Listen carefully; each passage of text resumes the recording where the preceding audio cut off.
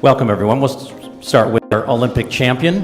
What's been the last couple of weeks for you? A lot of celebrations, a lot of happiness, but you've got to be ready to run fast tomorrow. It's a very competitive race, as we're all expecting. So how has the training and the preparation been? There is no celebration. Well, good afternoon, guys. There's no celebration because I've not been home yet. Still based in Italy.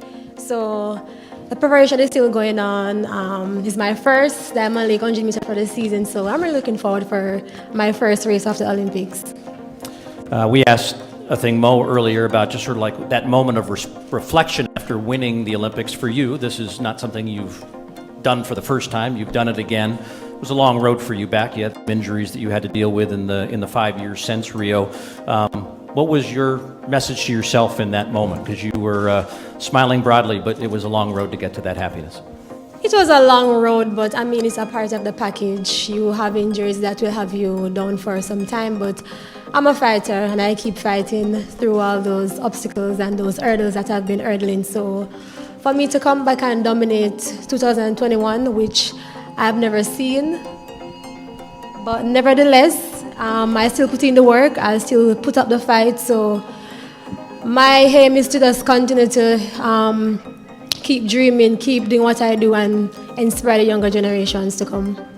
All right, we'll hope there's not a fire happening outside, but camera alert. Shelly Ann, welcome back, and your excitement, maybe more than anything, is this, again, this idea that you can come back and defend your world championship in Eugene. Have you been over to the facility and checked it out? Yeah, I've been there. What do you think? It's good. What does that mean? Good colors. The colors are pretty. Yeah, but maybe because I've been here before, I didn't get that wow effect right away because I've been here and I've seen it on the TV, so it was okay. Yeah.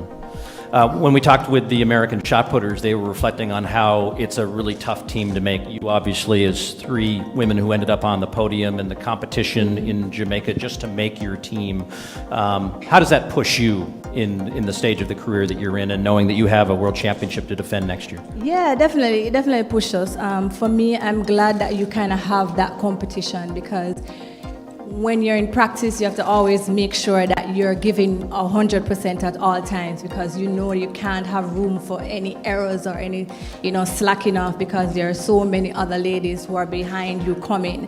So it definitely forces you to be on your A game, and I think that's good for me as an athlete because I always want to make sure that each time I step at the line, I'm giving 100% and I always want to run my best race.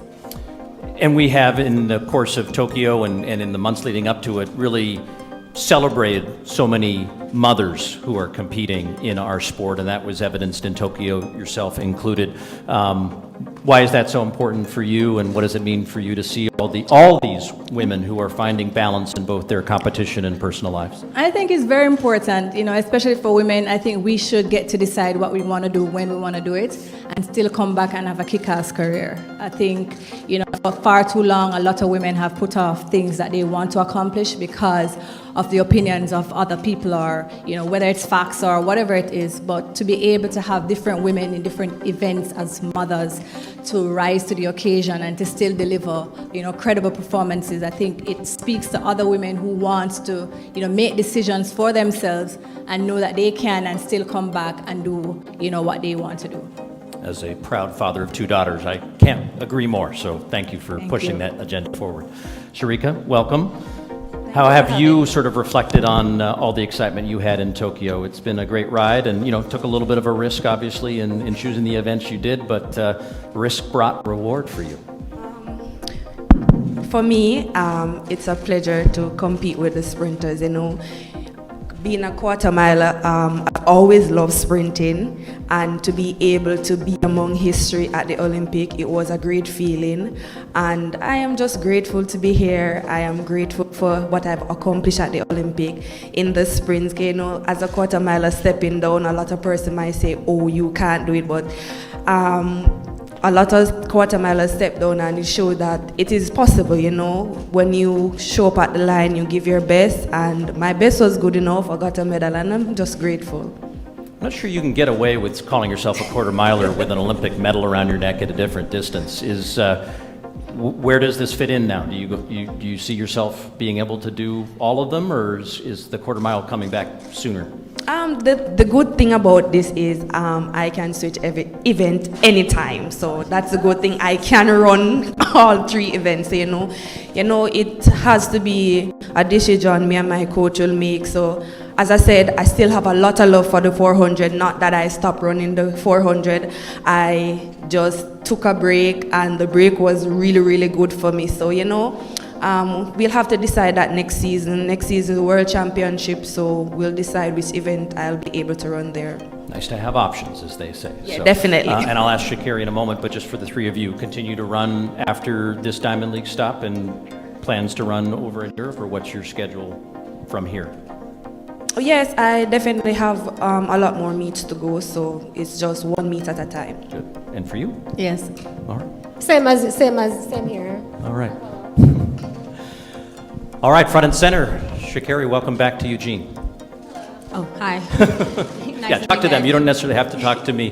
Hey, I'm just one of millions of your followers now, but I did see on one of your posts this week, you're saying you're going back to work, right? So Yes, being ready to work tomorrow takes preparing for that first day of work. So just give us a sense of how you've been preparing to go back to work.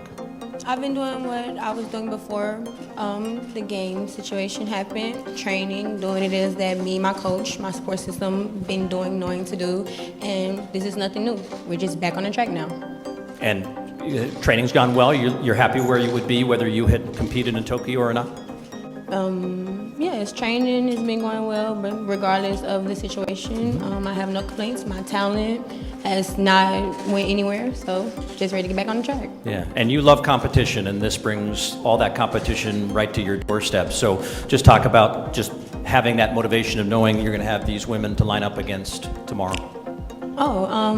Lining up against these women is going to be an amazing race tomorrow. They're two of the women sitting here are 2 of the fastest women to ever do this sport. So I'm honored to just be on the stage with them, but I'm not starstruck. Yeah. When it's time to get on the line, we all do the same thing. We all have our own mindsets when we get in our lanes, and it's about what you're going to do when you're in your lane. If you're worried about the next lane, how can you fully invest into what you need to do to put your foot into getting down the track in yours? So I'm eager to run against them and bring the best out of them, and hopefully they bring the best out of me. That's where the magic happens at Hayward, right? Exactly. Well, my last question to you would just be in the context, and I'm trying not to be starstruck too, but with all the followers you have, you're kind of a big deal now. In a lot of Prefontaine Classics, we're not having athletes who are competing in races on the Today Show the night before a race, and we don't have a lot of non-traditional fans showing curiosity with how you'll perform on the track. Have you stepped back and appreciated just all the support you've gotten from people both in and outside the sport? And does this have an opportunity to help bring attention to the sport? Because if you can help make this sport more exciting and successful, everyone in this room benefits as a result of that. Yes, of course. I'm glad of the positive thing. I thought somebody said something. But I'm glad for the positivity that I brought into the sport. The intention I was able to bring to the sport, whether it was negative or positive, for the simple fact that people are now watching. I know a lot of track and field athletes, we wish we had more attention in the sport. We wish people would pay more attention. And yeah, just I'm honored, I would say. And I really don't want to do too much talking. I'm just ready to race now. Let's have a great show. That's what we would always say. So much talent here. We appreciate you guys all being here. We are going to ask them now, Jeff, right, to move into different areas. Do you have them assigned? Okay. And in an orderly fashion, and again, just a reminder for all of our members of the press, please try to give some distance, if you can, to these athletes. And once you finish your interviews, the news conference has ended. Thank you all for attending.